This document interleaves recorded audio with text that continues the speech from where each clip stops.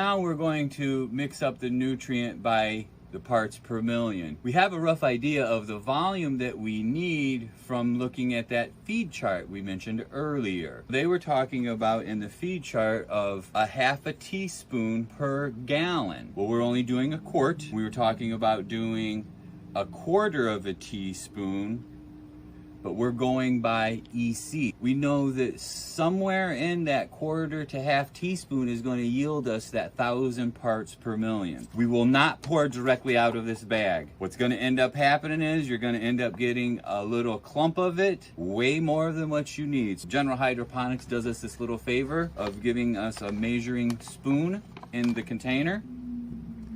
It actually is a tablespoon and a teaspoon, but we know that we only need about a quarter of a teaspoon, give or take. We're going to take our tablespoon here and sprinkle some in. And this is going to be a little bit of a time-consuming process because it's going to be add it, stir it, make sure that it all gets dissolved.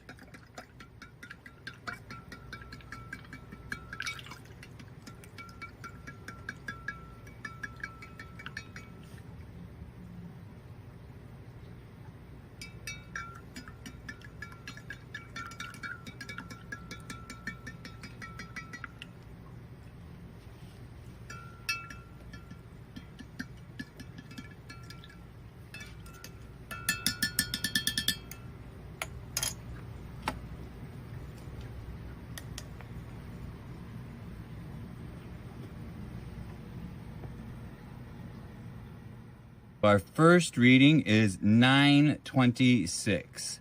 So now we have to be extremely careful. I don't want to have that big of a volume of nutrient, dry nutrient in my measuring cup to dump in there just in case I dump way too much in. So we're going to knock most of that stuff out. And we're going to just put in a few grains. Stir.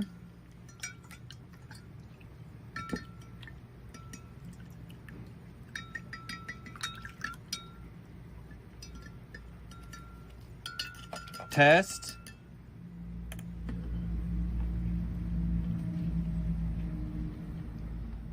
Holy cow, I got lucky.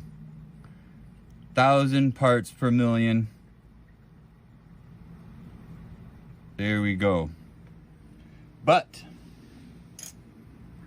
let's zoom in down here. Back to that cold water issue, I still see some crystals that have not dissolved. So what I thought was perfect is probably a little too much nutrient. So try to get those guys dissolved.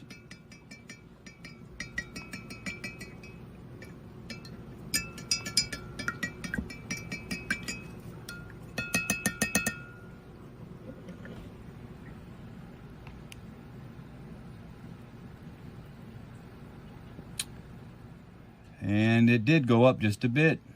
There's still a couple more crystals that have not been, yeah, it is. I'm gonna stir it up one final time.